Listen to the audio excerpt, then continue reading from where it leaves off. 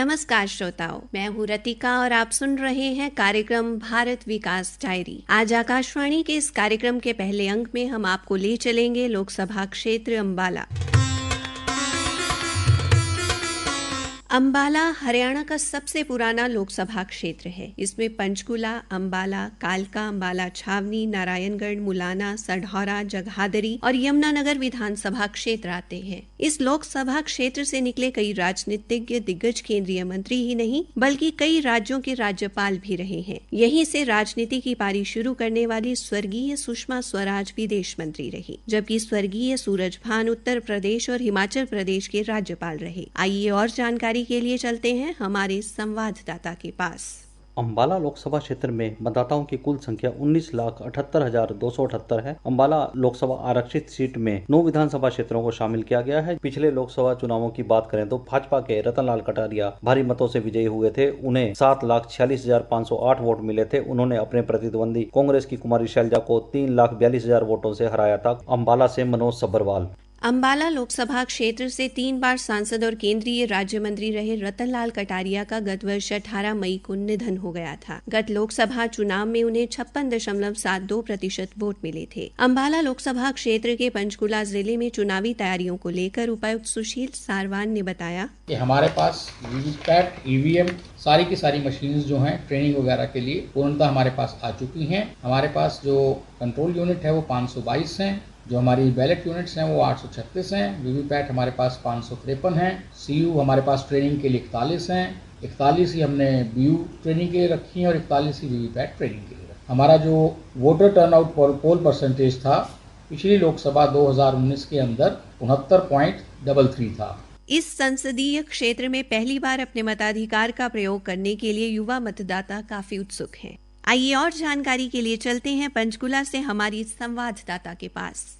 अंबाला लोकसभा क्षेत्र में पहली बार 28,744 मतदाता अपने मत का प्रयोग करेंगे। अंबाला की ऐतिहासिक पृष्ठभूमि की बात करें तो यहाँ की ऐतिहासिक विरासत 1857 शहीदी स्मारक के रूप में संजोई जा रही है। इतिहासकारों का मानना है कि मेरठ के चंद घंटे पहले 1857 की क्रांति की शुरुआत अंबाला से ही हुई थी। भारत विकास डायरी के लिए आकाशवाणी संवाददाता सुमन शर्मा।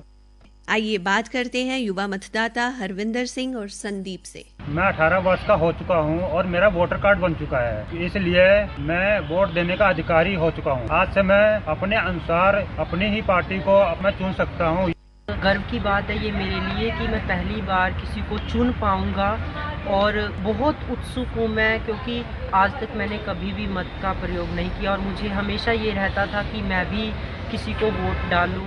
अंबाला से पहली बार मतदाता बनी पायल ने कहा, मैं बहुत ज्यादा एक्साइटेड हूँ। ये मेरा पहला एक्सपीरियंस होगा जिसमें मैं अपनी पसंद की सरकार खुद चुनूंगी और इसके साथ ही मुझे ये भी एक्सपीरियंस होगा कि वोट कैसे डाली जाती है।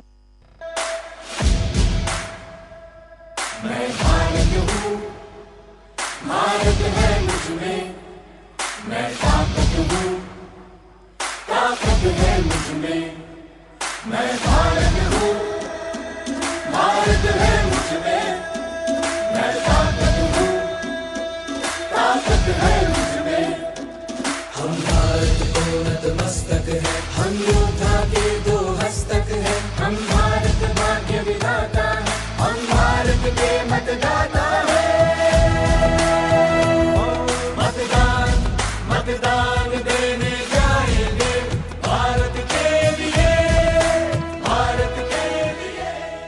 आप सुन रहे हैं भारत विकास डायरी। ये कार्यक्रम आप हमारे YouTube चैनल और वेबसाइट न्यूज ऑन AIR एवं सोशल मीडिया प्लेटफॉर्म पर भी सुन सकते हैं।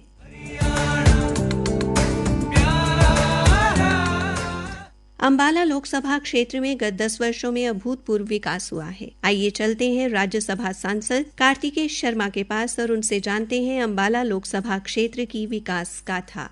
मैं कार्तिकेय शर्मा, राज्यसभा सांसद। जिला अंबाला के अंदर बहुत सारी ऐसी परियोजनाएं आई हैं और प्रगति के काम हुए हैं। अंबाला दिल्ली मार्ग पर जो लगभग 30 करोड़ की लागत से 32 एकड़ क्षेत्र के नई अनाज मंडी और सब्जी मंडी का निर्माण हुआ है, उसकी बात करूं, चाहे मैं अंबाला शहर के अंदर जो 8 करोड़ 24 लाख रुपए की लागत से कृषि भवन का निर्माण हुआ है, शहजादपुर मंडी का जो निर्माण हुआ है, अनेकों ऐसे प्रोजेक्ट्स हैं। चाहे अंबाला दिल्ली GT रोड के अंदर स्थित जो नई अनाज मंडी, उसका भी काम शुरू हो गया है। अमृत योजना के तहत अंबाला सदर क्षेत्र में ये सीवरेज सुविधाओं पर लगभग 125 करोड़ रुपए तथा नहरी पेयजल सुविधा पे 51 करोड़ रुपए की राशि खर्च की गई है। अम्बाला छावनी क्षेत्र की सीवरेज की सुविधा की बात करना चाहता हूँ। इसकी द्वितीय चरण के लिए 90 करोड़ रुपए की राशि जारी की जा चुकी है अब तक। और अम्बाला छावनी में डॉक्टर स्टाफ के लिए आवास परिसर बनाया गया है। मंगलाई गांव के अंदर भी होम्योपैथिक कॉलेज व अस्पताल बनाया गया है। सुशासन से सपनों को साकार कर रहे हम, सुशासन से सपनों को साकार कर रहे हम। मैं पंचकूला की बात करना चाहता हूँ। बहुत ही महत्वपूर्ण प्रोजेक्ट्स पंचकूला के अंदर आए हैं, जैसे कि national institute of fashion designing, AIIMS Ayurveda Mata Mansa Devi Panchkula, ESI directorate health care Haryana जो 14 सेक्टर पंचकूला में बना है, खासकर उस वर्ग के लिए जिसको सबसे ज्यादा जरूरत होती है, जो हमारे श्रमिक हैं उनके लिए ये बहुत ही अच्छा ही एक सौगात है पंचकूला की जनता के लिए। फिल्म सिटी पिंजौर, ये भी एक बहुत ही बड़ी उपलब्धि है पंचकूला के लिए। एप्पल मार्केट पिंजौर,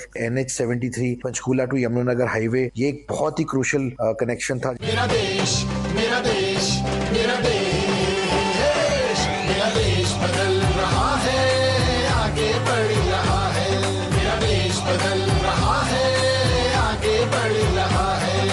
यमुनानगर की बात करना चाहता हूँ। चाहे हम मेडिकल कॉलेज यमुनानगर की बात करें, जो यमुनानगर के वासियों के लिए एक बहुत बड़ी उपलब्धि है, जो हमारा अपग्रेडेशन हुआ है, और बहुत सारे स्कूल्स का, IITs एक्सेट्रा, इन सब चीजों का भी बहुत ही वर्णन करना जरूरी है, क्योंकि इससे यमुनानगर के वासियों को और बच्चों को बहुत फायदा मिला है। हथनी कुंड बराज की जो वाटर पार्क है, उसमें जहाँ एडवेंचर एक्टिविटीज हैं और जो ये सब नए प्रोजेक्ट शुरू हुए हैं, इसका किस तरीके से पर्यटन के नजरिए से भी फायदा है और लोगों को भी, और यहाँ के जो व्यवसाय है उसको भी फायदा मिलेगा। थर्मल पावर प्लांट की कैपेसिटी बढ़ गई है, 800 kVA से बढ़ाकर 1400 kVA कर दी गई है, और ये लगभग 7000 करोड़ की लागत से बनाया जाने वाला प्रोजेक्ट है। ओवरब्रिज की बात करें, जो रादौर से लेकर सहारनपुर तक जाता है, या जगाधरी से लेकर ताजेवाला हाईवे तक जो कंस्ट्रक्शन इस वक्त चल रही है, उससे लोगों को बहुत फायदा मिलेगा। ये ऐसे अनेकों कार्य चल रहे हैं यमुनानगर के अंदर, जो सरकार ने हाल ही में पूरे भी किए हैं और जिनमें काम जोर शोर से चल रहा है।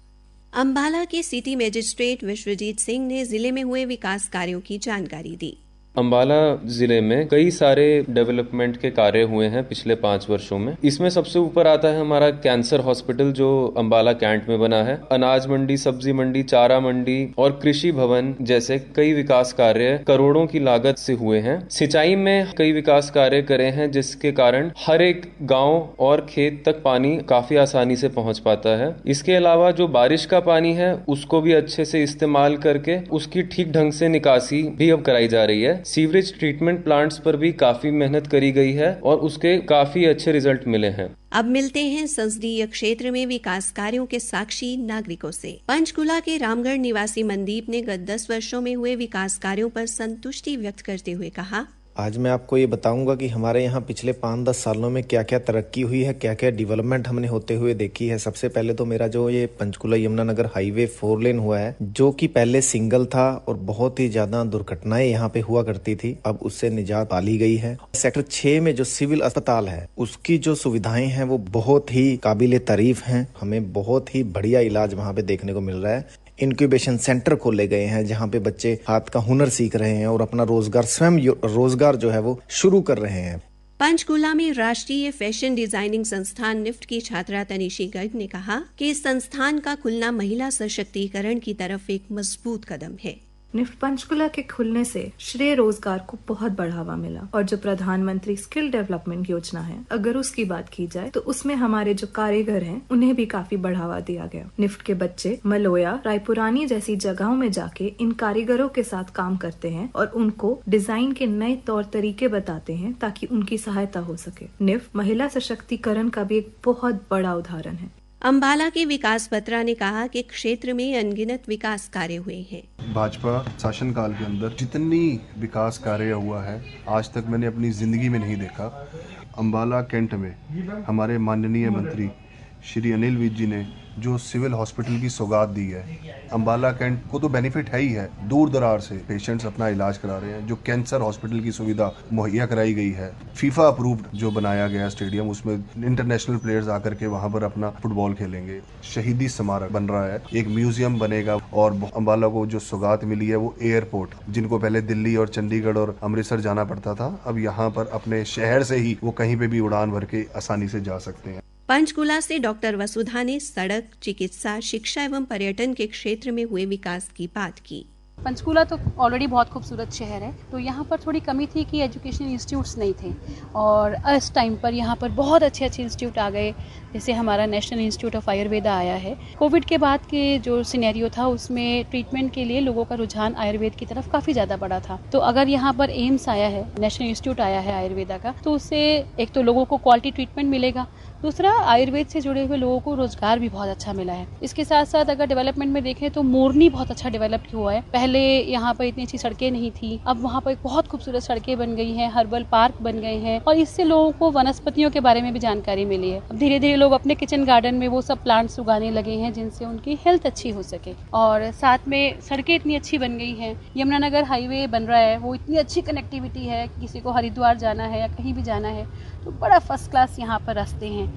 और अब ऐसे ही पिंजौर में बड़ी डेवलपमेंट हुई है, जो अगर किसी को शिमला जाना है तो जो परवाणू वाला हाईवे बना है उससे किसी को जाम में फंसने की ज़रूरत ही नहीं है, वो सीधा आराम से शिमला पहुंच सकता है। डेवलपमेंट तो बहुत हुई है, निफ्ट आया है यहाँ पर। इस तरह के इंस्टीट्यूट की सच में हरियाणा में बहुत ज़रूरत थी, और बच्चे यहाँ से हमारे पढ़ेंगे, उनको अच्छा रोज़गार मिलेगा, और वैसे भी सरकार एंटरप्रेन्योरशिप पे काम कर रही है, तो जितना हम बच्चों को अच्छा एजुकेशन देंगे तो उनके फ्यूचर के लिए भी बहुत अच्छा रहेगा।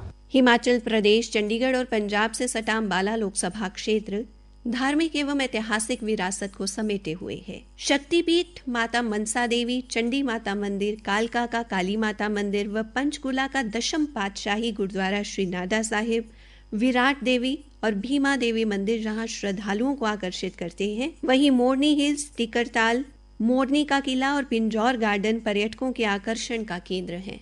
संसदीय क्षेत्र में पड़ते 5 कुलों के शहर पंचकुला के विराट नगर में अज्ञातवास के दौरान 5 पांडव रुके थे। तब ये राजा विराट का क्षेत्र था जो इसकी पृष्ठभूमि को दर्शाता है। इसी के साथ मैं रतिका आप सभी श्रोताओं से विदा लेती हूँ। कार्यक्रम सुनने के लिए आप सभी श्रोताओं का बहुत धन्यवाद। हम फिर मिलेंगे कार्यक्रम की नई कड़ी में एक नए संसदीय क्षेत्र में हुए विकास की ढेर सारी बातों और रोचक जानकारियों के साथ। श्रोताओं, आपको ये कार्यक्रम कैसा लगा? हमें हमारी ईमेल newsairchd@gmail.com पर अपनी राय जरूर भेजें। नमस्कार। प्रस्तुति अश्विनी कुमार शर्मा, प्रस्तुति सहायक सुखविंदर सिंह।